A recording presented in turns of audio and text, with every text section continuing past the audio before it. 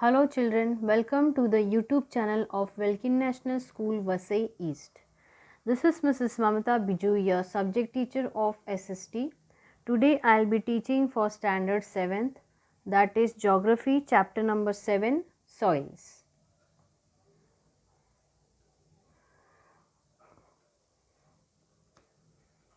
What are the different constituents of soil? From where do the biotic factors become available for soil formation?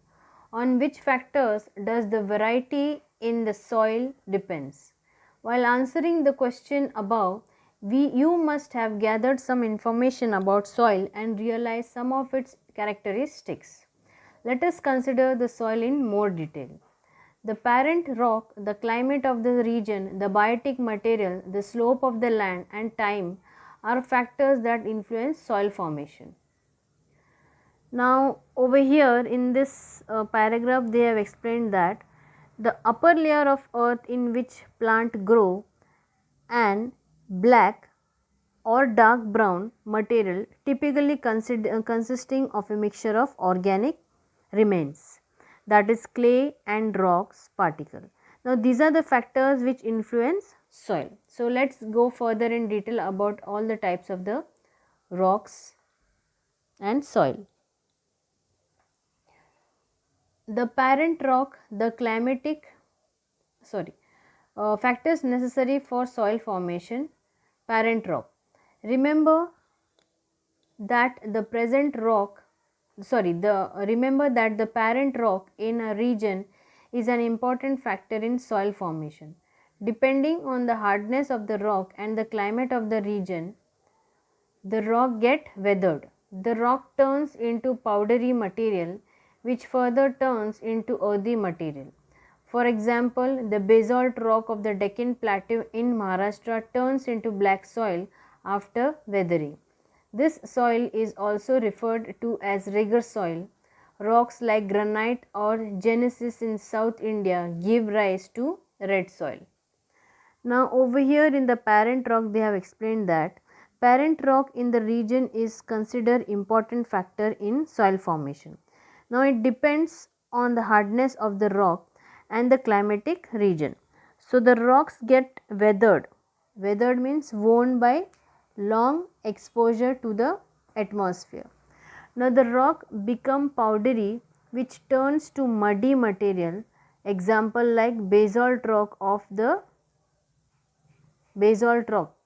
that I have read in the textbook. Example is the basalt rock.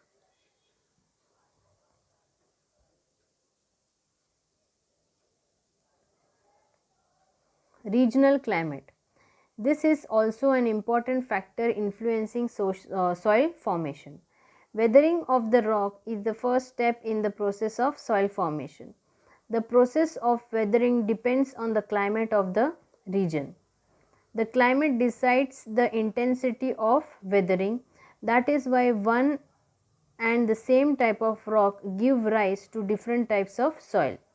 When the rock is exposed to different climates in the dry area of Deccan Plateau, weathering of basalt leads to the formation of black soil, whereas in the humid climate of the western Sahyadris, the leaching of the same basalt rock leads to the formation of lateritic soil. Now in the regional climate they have explained that in the soil formation weathering of rock is the first step.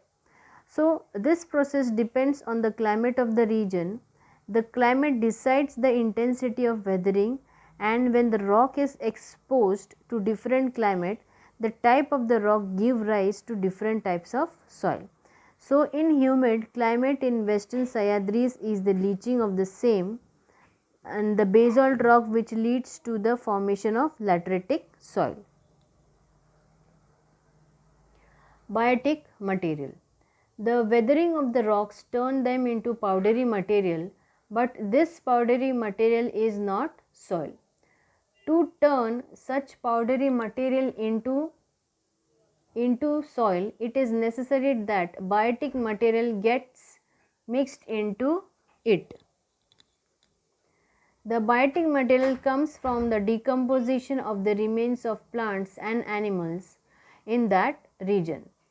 The vegetal litters, roots of the plant, remains of animal, etc. get decomposed due to the water. Microorganism and certain others organism help decompose the dead remains of organic materials. The biotic materials thus produced get mixed into the soil and called humus. If the proportion of humus in the soil is greater, the soil becomes fertile. The process of decomposition by living organism takes place continuously. Nowadays, production of vermicompost is undertaken on a large scale. Try to understand the process of producing vermicompost or compost. Production of compost needs sufficient period of time and elements like organic waste, water, heat, etc. Now over here in this paragraph they have explained that in the biotic material. Now biotic material is the decomposition of the remains of plants and animals of that region. Now uh, now when the weathering of rocks turn them into the powdery material, to turn this powdery material into the soil, it is compulsory that biotic material get mixed into it.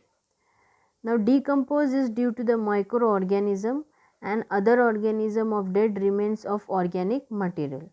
The biotic material produced get mixed into the soils, that is called humus. So this process of decomposition is continued, and now vermicompost is on the which is on the large scale. Now production takes sufficient period of time and elements like organic waste, water, heat, etc. Time.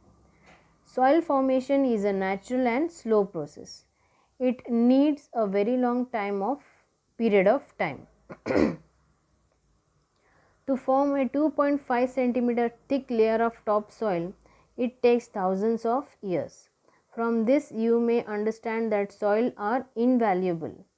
In the region of high rainfall and higher temperature, the process of soil formation is faster.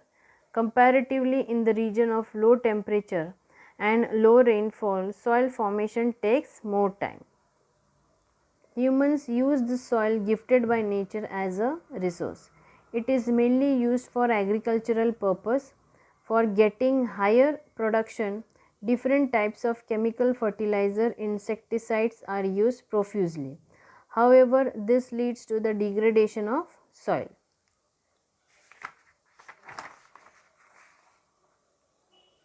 Now in that paragraph it is explained that soil formation is a natural and slow process, that is 2.5 centimeter of thick layer of topsoil takes thousands of years.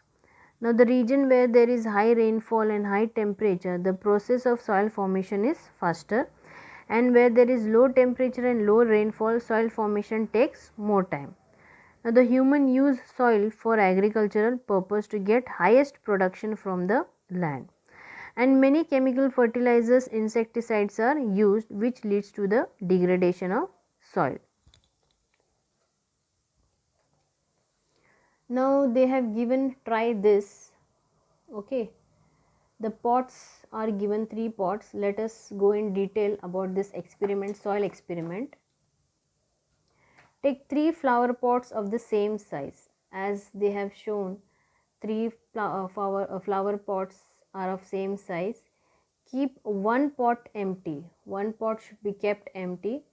Fill the second pot with the water after closing the hole at the bottom, and third pot with the soil.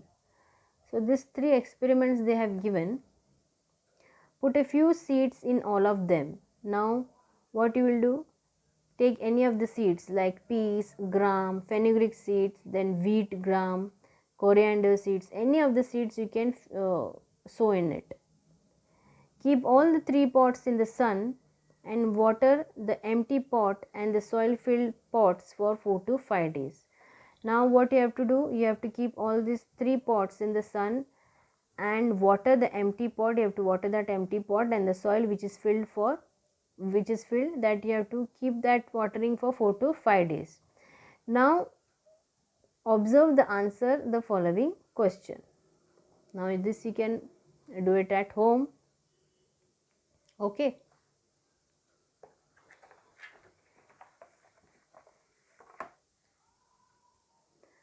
Geographical explanation.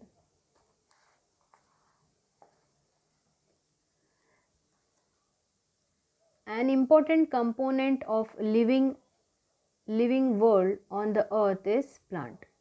For the production and growth of plant, soil is indispensable. They provide support to the plant. Vegetation is abundant in the region that have fertile soil.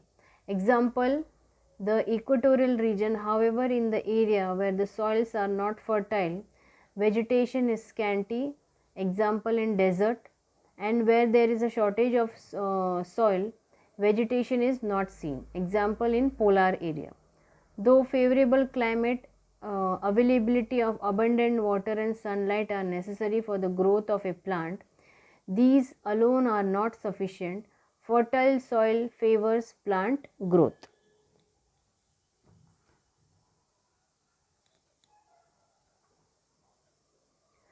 When man realized that sowing of seeds in the soil leads to the growth of plant and yielding crops, he started using soil as a resources. Gradually he realized that the fertile soil along the riverbeds give higher yields. Hence he settled in the valley and started living there in groups. This led to the rise of ancient river valley civilization, example the Indus civilization. Now in this geographical explanation they have explained in this paragraph that soil that now for the growth of plant soil is necessary. Okay, so it provides supports to the plant to have a fertile soil vegetation, so it is abundance. So example I can give you equatorial region where the soil is less fertile, vegetation is insufficient, that is example is desert. And where there is shortage of soil, vegetation is not seen, so example is that of polar area, that is polar region. For the growth of plant, water and sunlight is necessary and is also required fertile soil. And when man started realizing that sowing of seeds leads to the growth of plant, so he started using soil as resources. Now when the fertile soil along the riverbed gives higher yield, they started living in the groups near the valley, now which leads to the rise of ancient river valley civilization, example Indus civilization. For the growing population, man started producing greater amount of food crops. He realized that crops production and prosperity in agriculture mainly depends on the fertility of soil and the optimum availability of water. Hence there emerged competition among people to discover fertile lands and settle there. Later, for getting richer harvest, he made efforts to increase the fertility of soil. In the process, use of different fertilizers became a practice which led to record agricultural production. Food crops, fruits and flowers are produced according to the types of soil. Food crops like jawar and bajra are produced in the rigor soil of Maharashtra plateau, while the soil in Konkan, Kerala, Tamil Nadu and Karnataka region produce rice. In Madhya Pradesh, potato is cultivated in regions where the soils are well drained. The local agricultural produce determines the staple diet of the people. The region where soils are not areable need to fulfill their food requirements through import. For example, countries like Saudi Arabia, Qatar, Oman, etc. fulfill their requirement by importing food from China, India and the USA. The region where soil are fertile can be self-reliant. as far as food production is concerned. Hence, human settlements get concentrated in such area. Agro-based industries flourished in this area at a later date. For example, sugar factories develop in the sugarcane producing area. Fruit processing industries develop in the area of fruit production, etc. These regions later show the signs of development. Now, in this paragraph, they have explained that when the population started growing, man also started producing greater amount of food crops. Now, he came to know that fertile soil give more production, so they started using different types of fertilizer for getting richer harvest. Now he increased his efforts to increase the fertility of soil. Now, as per the type of soil, fruits and flowers are produced. Jawar and bajra are the productions in the rigor soil of Maharashtra plateau, and the soils in Konkan, Kerala, Tamil Nadu and Karnataka region produce rice. Potato is cultivated in Madhya Pradesh. Where the land is not suitable for crops, the food requirement is not sufficient. Example, the countries I have Saudi Arabia, Oman, that I have told you in this. So the region where the soil is fertile, food production is sufficient. Now they have given this types and overall distribution of soil. Now they have given the index that this is light grey box, this is grey, then different colors of they have given the box, which mainly it is given the index name. So this is wherever in the map, if you see this color of area, that is coarse soil. This color gives what? Black soil. This is laterite soil, alluvial soil. This is yellow brown hilly region. So let's take one example like coarse soil. Now over here, if you take the gray area, see over here, bead. So over here in this area, the coarse soil is more. This is black soil, this is dark grey color. Let's take this area, Latur, then Osmanabad, Solapur, Nanded. Over here you will see black soil. Then laterite soil, little bit reddish type color. Okay, so let's take the orange one, that is yellow brown. Here Pune, here you will see yellow brown soil. Okay, then laterite soil, that is red soil, laterite soil red color, sorry, that you will find in Raigad, Ratnagiri, then Gadchiroli, etc. Okay, so this way you can see the distribution and the types of the soil. Let's go further in detail. You have studied the major soil types of Maharashtra. On the basis of soil's color, texture, formation process, thickness of layer, etc., we can divide the state soil into 5 major types. Coarse soil. This soil type is a result of weathering and low rainfall. This soil can be found in the hilltops of the western part of the plateau. Example, Ajanta, Balaghat and Mahadev hills. The proportion of humus is negligible in this soil. Now over here in the coarse soil, they have explained that now the state's soil is divided into 5 major types. So this type of soil results of weathering and low rainfall. So this soil it will be found in the hilltops of the western parts of the plateau, that I have read in that example. Okay. Now the next is rigor and or black soil. It is found in area of medium rainfall in the valleys and alluvial plains of the river basin. Two types of this soil are found. Dark black soil is found in the western part of Deccan Plateau, while medium black soil is found in the eastern part, that is Vidarbha, Though it is black in color, proportion of organic component is less in the soil.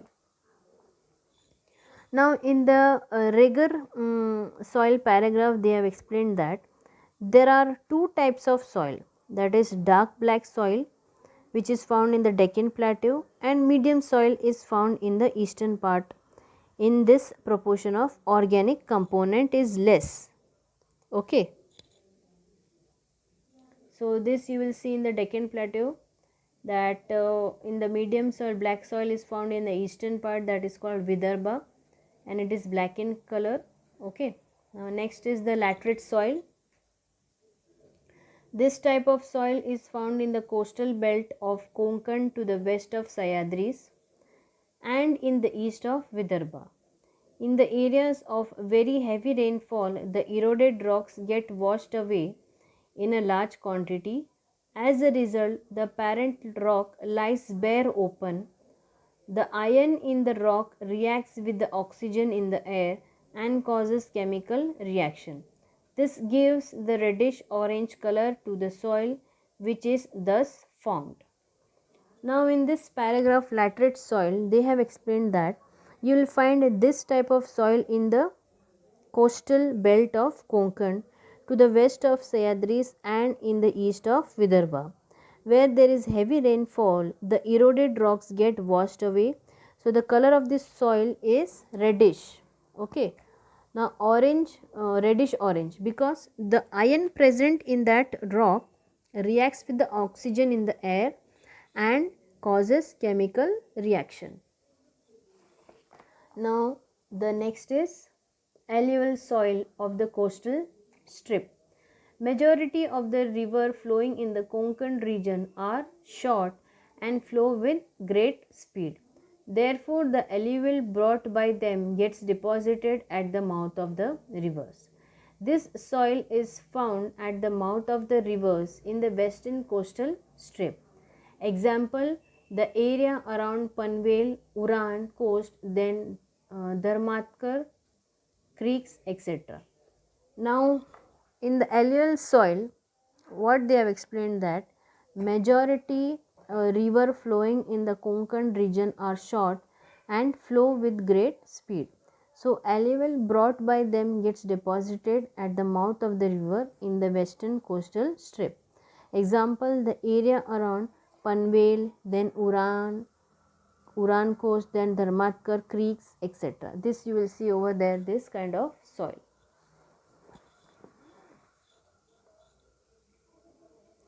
Yellow brown soil. This soil are found in the area of extreme rainfall.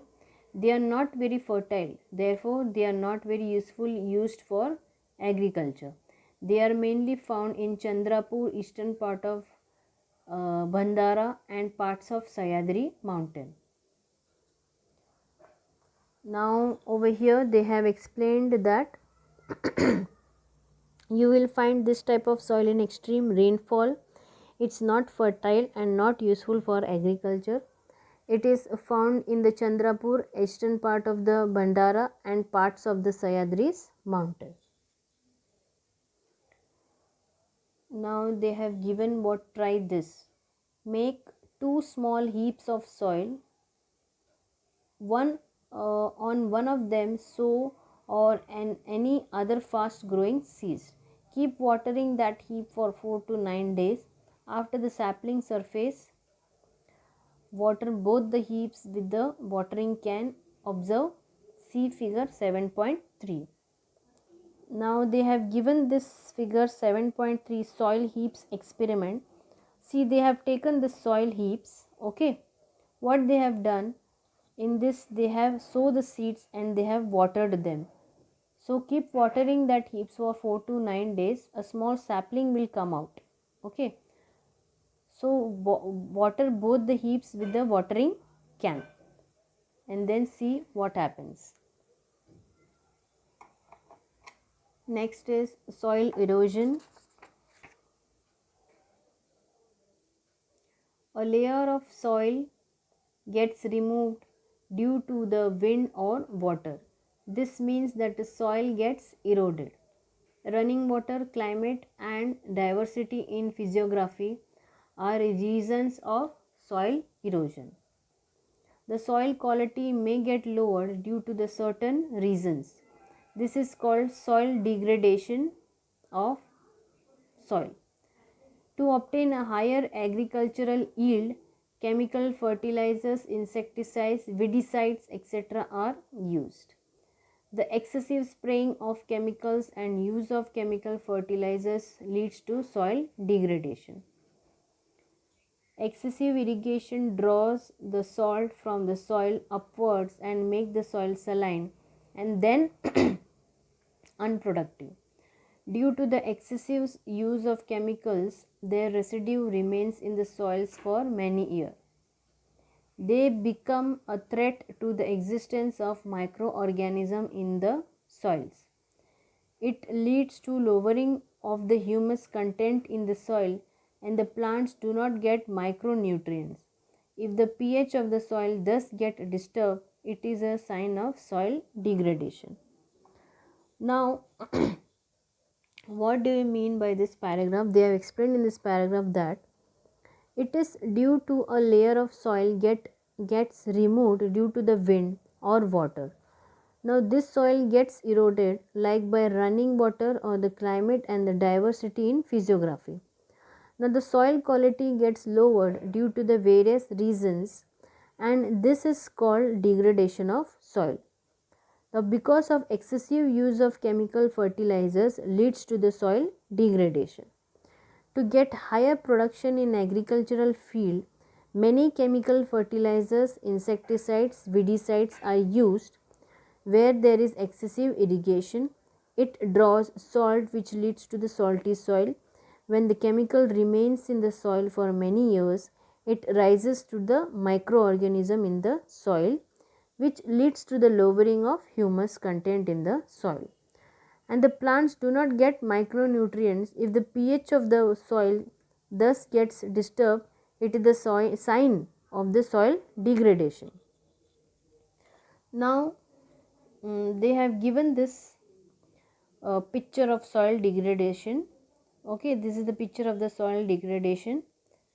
Then this is the picture of soil erosion.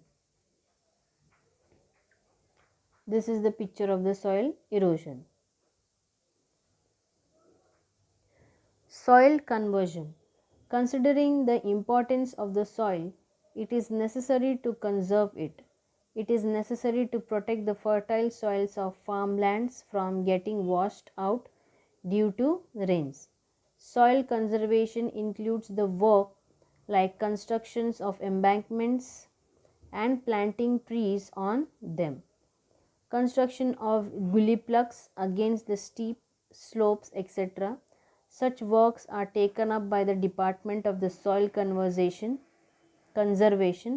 Planting trees can also control the velocity of the wind. This helps reducing the erosion of soil by wind. The plant roots hold the soil and this also reduces the erosion of soil. Under soil conservation, the continuous contour trenches